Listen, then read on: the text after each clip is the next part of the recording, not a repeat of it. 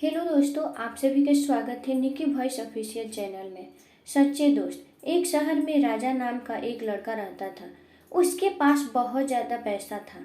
वह अपने पैसे को अपने दोस्तों पर खर्च करना पसंद करता था। राजा को यह पैसे उसके परिवार से मिला हुआ था। राजा ने खुद ही यह पैसे नहीं कमाए थे, इसलिए वह अपने दोस्तों पर हद से ज़्यादा पैसा खर्च करता था। राजा के सभी दोस्त मतलबी थे।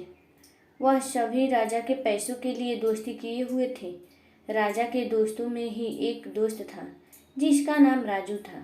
राजू को राजा के सभी दोस्त पसंद नहीं करते थे क्योंकि राजू काफ़ी ईमानदार था।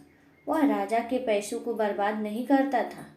राजू राजा को भी समय समय पर बताया करता था कि वह अपने पैसों को इस तरह से बर्बाद न करे, पर राजा कहाँ किसी का सुनने वाला था।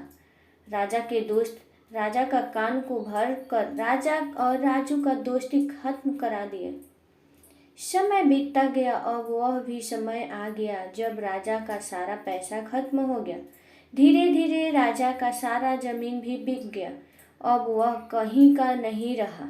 उसके खुद के दोस्तों के सामने हाथ फैलाने का समय आ गया। उस समय राजा अपने सारे दोस्तों के पास गया मदद के लिए, लेकिन राजा के कुछ दोस्त साफ मदद करने के लिए मना कर दिए, तो वहीं कुछ राजा के दोस्त अशब्द भी कह दिए। साथ ही राजा के कुछ ऐसे दोस्त भी थे जो कि राजा को पहचानने से भी मना कर दिए। अब राजा को राजू की कही बात याद आ रही थी।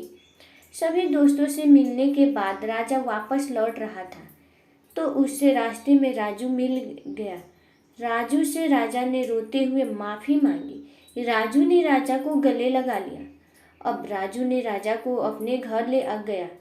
उससे हर तरह की मदद की। राजा को अपने किए पर बहुत ज़्यादा शर्म आ रहा था। वह सोच रहा था कि वह कैसे अपने सबसे अच्छे और सच्चे दोस्त को छोड़ दिया। कहते हैं न, किसी सच्चे दोस्त की पहचान बुरे समय में ही होता है।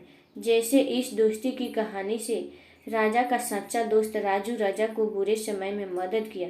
राजू की मदद और राजा की कड़ी मेहनत से राजा फिर से अमीर बन गया। अब राजा को सच्चे दोस्त की पहचान समझ में आ गई थी। साथ ही उसे पैसे का भी कीमत भी समझ में आ गया था।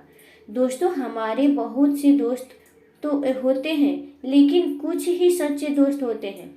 हमें अपने सच्चे दोस्त को कभी नहीं छोड़ना चाहिए था। साथ ही बुरे और मतलबी दोस्तों से समय रहते ही दूरी बना लेनी चाहिए। तो दोस्तों, कहानी सुनने के लिए आपका बहुत बहुत धन्यवाद।